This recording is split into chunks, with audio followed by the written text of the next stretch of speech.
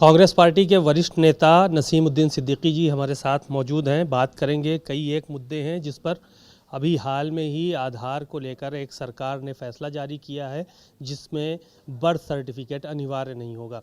Sir, ये फैसला आपने भी सुना है, इसको किस तरह से देखते हैं? ये कितना सही है फैसला? देखिए, ऐसा है, अगर उसको बर्थ सर्टिफिकेट नहीं मानते हो तो उसमें date of birth, Aadhaar card में डेट ऑफ बर्थ क्यों लिखी जाती है? ज़रूरत क्या लिखने की? डेट ऑफ बर्थ लिखने का उद्देश्य हमको बता दीजिए। जिसने भी बंद किया है, जो भी बंद करने जा रहा है, जो भी आदेश जारी हुए हैं सरकार ने किया है, तो सरकार ये भी क्लियर कर दे कि अगर उसको बर्थ सर्टिफिकेट या बर्थ का कोई भी आधार नहीं मानना है आधार कार्ड को, तो उसमें डेट ऑफ बर्थ क्यों लिखी हुई है, उस डेट ऑफ बर्थ का क्या तात्पर्य है, क्या मतलब है? तो ये जो सरकारी जो भी योजनाएं हैं, सरकारी जो भी काम है, अब उसमें बर्थ सर्टिफिकेट अनिवार्य किया गया है। आधार को इसलिए मना किया गया, कहा कि उसमें बर्थ सर्टिफिकेट लगता नहीं है, इसलिए जो है वो आधार में आधार वाला बर्थ सर्टिफिकेट न माना जाए। मान लिया किसी 90 साल के बुज़ुर्ग ने, 80 साल के बुज़ुर्ग ने, 70-75 साल के बुज़ुर्ग ने उस समय बर्थ सर्टिफिकेट बनता नहीं था और नहीं बनवाया। गांव देहात में रहता है, लोग गांव देहात के लोग 100-100 साल जीते हैं और उसे अगर ज़रूरत पड़ गई तो ठीक है, आप बर्थ सर्टिफिकेट को कह रहे हैं, तो उस बुज़ुर्ग का बर्थ सर्टिफिकेट कैसे बनेगा, कौन बनाएगा? इसका भी जवाबदेही सरकार की है, वो ज़रा स्पष्ट करे ना। डिटेंशन कैंप को लेकर मुख्यमंत्री ने निर्देश जारी किया है। हर ज़िले में जो सामुदायिक स्वास्थ्य केंद्र जो है वो बदहाल हैं या ये कहा जाए खाली पड़े हैं, जो सरकारी भूमि है उनको चिन्हित करने की बात कही गई है कि घुसपैठिए बांग्लादेश और तमाम जगहों से घुस आए हैं, उनको अब डिटेंशन कैंप में रखा जाएगा। अगर आपने स्वीकार कर लिया कि घुसपैठिए घुस आए हैं, तो ये किसकी कमी है? सीमाओं पर जो सुरक्षा आपने लगा रखी है, उसका नेतृत्व, उसका डायरेक्शन, उसकी व्यवस्था किसके हाथ में है? सरकार के हाथ में। घुस आए हैं अगर आपने स्वीकार किया है तो ये अपनी असफलता का परिचय दे रहे हैं। और जहाँ तक विदेशी के घुसने का सवाल है, घुसना ही नहीं चाहिए, और घुस आए हैं उनको तत्काल जिस देश के हैं उस देश में वापस भेजिए। इसमें जाति धर्म का कोई मतलब नहीं। डिटेंशन कैंप इसीलिए कह रहे हैं तैयार करवा रहे हैं, इन लोगों को वहाँ रखा जाएगा, उसके बाद फिर मूल रूप से जहाँ से आए वहाँ भेजेंगे। भाई, जब वो घुस रहे थे तभी वापस भेजना चाहिए ना। सीमाओं पर उसी समय वापस भेज देना चाहिए। तो ये घुस कैसे आए, कहाँ से घुस आए? कभी जो है आतंकी घुस आते हैं, कभी आतंकी पुलवामा में हमला करते हैं, और आते कहाँ से हैं? पाकिस्तान से आते हैं। कैसे आ गए भाई? और हमला करके वापस चले गए, हमें पता ही नहीं चला, हम पता ही नहीं लगा पाए। फिर पहलगाम में आतंकी आते हैं। पहलगाम से जो मेरा अंदाज़ है, मैंने वहाँ नौकरी की है, मैं आर्मी में था और मैंने कई दिन वहाँ बर्फ़ के पहाड़ में बिताए हैं। तो मुझे जो अंदाज़ है कि पहलगाम से, अभी पहलगाम में 26 लोग मारे गए, ज़्यादा हिंदू मारे गए, एक आध मुसलमान भी मारे गए। यहाँ हिंदू मुसलमान का मतलब नहीं है। आप कह रहे हो कि पाकिस्तान से आए, पाकिस्तान से पहलगाम आने का कम से कम 4 घंटे लगेगा। कोई हवाई जहाज से तो नहीं आए वो आतंकी। आए, आतंक फैला के चले गए, वापस पहुंच गए और आपको पता ही नहीं चला। और जिस स्थल पर पहलगाम में हुआ, हज़ारों लोग रहते हैं, सैलानी पूरे हिंदुस्तान से बाहर से आते हैं, हज़ारों लोग रहते हैं। वहाँ आपकी सिक्योरिटी इतनी मजबूत थी कि आपने एक डंडे वाला सिपाही भी वहाँ उनकी सुरक्षा में नहीं लगाया। आतंकी आए, करके चले गए। हमारी सेना ने ऑपरेशन सिंदूर किया। मुझे गर्व है, मैं सेना में था, मुझे गर्व है अपनी सेना पे। अपनी भारतीय सेना पे गर्व है, अपने देश की सेना पे गर्व है। ऑपरेशन सिंदूर किया और उनके घर में घुस करके पाकिस्तान के आतंकियों के पाकिस्तान में घुस करके ऑपरेशन सिंदूर किया और वहाँ मारा। वाह भाई, हम लूट रहे हैं, सरकार लूट रही है, कर रही है सेना। मैं मुस्लिम हूँ इसलिए नहीं कहता हूँ, मैं सेना में था इसलिए मैं अगली बात कहने चाह रहा हूँ। सोफिया कुरैशी जो है सिग्नल कोर में है और मैं भी सिग्नल कोर में था, इसलिए मुझे गर्व है अपनी सेना पे। ऑपरेशन सिंदूर हुआ, हमारी सेना ने घुस के मारा और सीज फायर किसने किया? अमेरिका के राष्ट्रपति डोनाल्ड ट्रंप जी ने कहा cease fire. Who is Donald Trump? कौन है ये डोनाल्ड ट्रंप? हमारे देश में फैसला लेने वाला डोनाल्ड ट्रंप कौन है? आतंकी हमला करके जा रहे हैं और सीज फायर।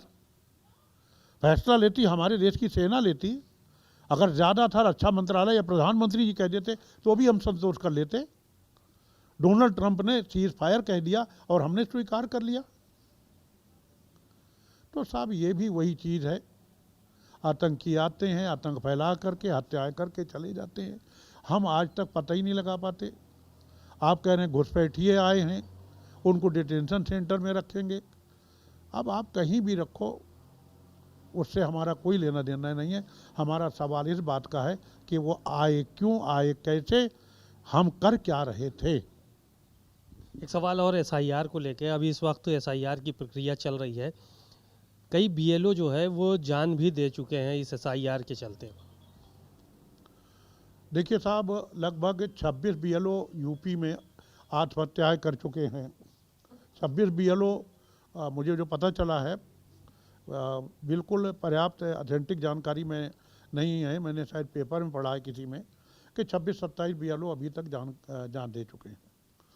केवल इसलिए कि पहली बात उनकी ट्रेनिंग नहीं प्रॉपर हुई, उन बीएलओ को पता ही नहीं है। ये तो उदाहरण स्वरूप है, अधिकांश बीएलओ को पता ही नहीं है कि करना क्या है। और कई जगह बीएलओ को, आज की अखबार में मैंने देखा है, दैनिक जागरण या हिंदुस्तान में मेरे अंदर पेपर करके अंदर है, मैंने आज ही पढ़ा है कि कई जगह बीएलओ को दौड़ा दौड़ा करके भाजपा के लोगों ने मारा। ये हो क्या रहा भाई? आपने 4 दिसंबर का टाइम दिया है, चुनाव आयोग ने दिया। चुनाव आयोग तो आपके सारे पे करता है। क्या 4 दिसंबर समय पर्याप्त है? एसआईआर के लिए 4 दिसंबर पर्याप्त है? और छोड़िए, मैं अपने घर की बात करता हूँ। मेरी बहू है और मेरी बेटियां मर गई थी, तो मेरे लिए बहू ही मेरी बेटी हैं। मेरी बड़ी बहू है मेरे बड़े बेटे अफजल सिद्दीकी की वाइफ, और सना आलम सिद्दीकी, और वो एलएलबी फर्स्ट क्लास फर्स्ट है, यूनिवर्सिटी टॉप किया था उसने, दिल्ली यूनिवर्सिटी से। उसके फादर राजस्थान में जज रहे, जगह जगह पे उनका ट्रांसफ़र होता रहा। उन्होंने कभी वोट ही नहीं वो दे पाए, क्योंकि कभी कहीं ट्रांसफ़र, कभी कहीं ट्रांसफ़र, कहीं ट्रांसफ़र, उनका वोट ही नहीं बना। और उनके माता पिता जज साहब के, यानी मेरी बहू के दादा मर गए जब इनके पिताजी जज साहब जो है वो 7 साल के थे, और माता जी मर गई जब वो 12 साल के थे। 2003 का आप वोटर लिस्ट का नाम ढूंढ रहे हो, उनका नाम है नहीं, दादा दादी का है नहीं, नाना नानी का है नहीं। कहाँ से ढूंढ के लाए भाई, कहाँ से ढूंढ के लाए? और आगे चलें, मेरी सगी बड़ी भाभी, मेरे बड़े भाई जो मुझसे 20 साल बड़े थे, स्वर्गवासी हो गए। मेरे बड़े भाई का स्वर्गवास हो गया। मेरे बड़े भाई का नाम 2003 में है, मेरी भाभी का नहीं, मेरी भाभी का नहीं, और मेरे भतीजे का भी नहीं। खैर भतीजे का 2003 में, चूंकि मेरे बड़े भाई का, इसलिए भतीजे का आ जाएगा। भाभी के सामने ये प्रॉब्लम आ रही है कि वो है एमपी की, मध्य प्रदेश की, और उनकी उम्र है 82 साल। उनके भी माता पिता स्वर्गवास जाने कब हो गए थे, 2003 के 25-30 साल पहले। हमें तो याद ही नहीं उनकी शादी कब हुई है। मेरे बड़े भाई की यानी भाभी की कब शादी हो हमें ही नहीं पता, इतनी उम्र ही नहीं थी कि याद रह सके। अब साहब वो 2003 का कहाँ से लेके आए? क्या करें SIR का? ये जो वंचित किया जा रहा है एक साजिश के तहत, चुनाव आयोग सरकार के इशारे पे कर रही है। ये संविधान के अनुच्छेदों का उल्लंघन है। जिंदगी भर वो 82 साल तक वोट देती चली आ रही हैं, अभी तक वोट दिया उन्होंने, अब उनका नाम नहीं। 2003 के बाद है, 2003 में नहीं, अब उनका नाम नहीं होगा। ले जाओ डिटेंशन सेंटर में डाल देना भाई, क्या कह सकते हैं भाई। एक सवाल और था, आखिरी सवाल भी है, 27 में क्या तैयारी कर रही है आपकी पार्टी? क्या गठबंधन के साथ आप लोग मैदान में उतरेंगे?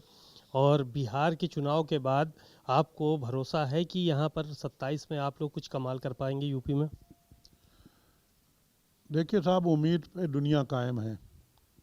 जिस दिन उम्मीद खत्म हो जाएगी दुनिया खत्म हो जाएगी, कयामत आ जाएगी, प्रलय आ जाएगा। ये भारतीय जनता पार्टी कौन है?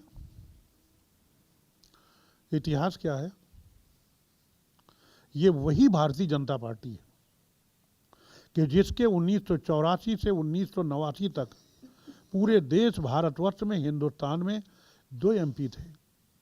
एक स्वर्गीय अटल बिहारी वाजपेयी जी और एक आडवाणी जी, हमारे लाल कृष्ण आडवाणी जी।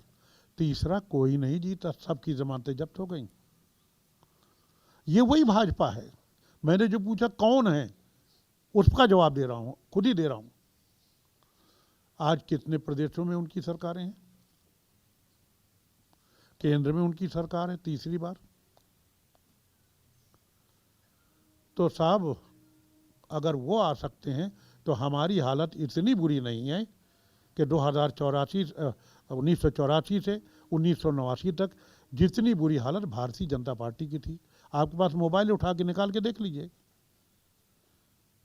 नेट में साफ साफ आ जाएगा कि भाई कितने MP थे। तो साहब हमें पूरी उम्मीद है, इस प्रदेश की जनता पे उम्मीद है, इस देश की जनता से उम्मीद है, हम सरकार बनाएंगे। शुक्रिया बहुत बहुत। नसीमुद्दीन सिद्दीकी जी को सुना आपने, तमाम विषयों पर उन्होंने चर्चा की और सरकार बनाने का 2027 में दावा भी किया। कैमरामैन अरविंद के साथ सीमा नकवी, भारत समाचार, लखनऊ।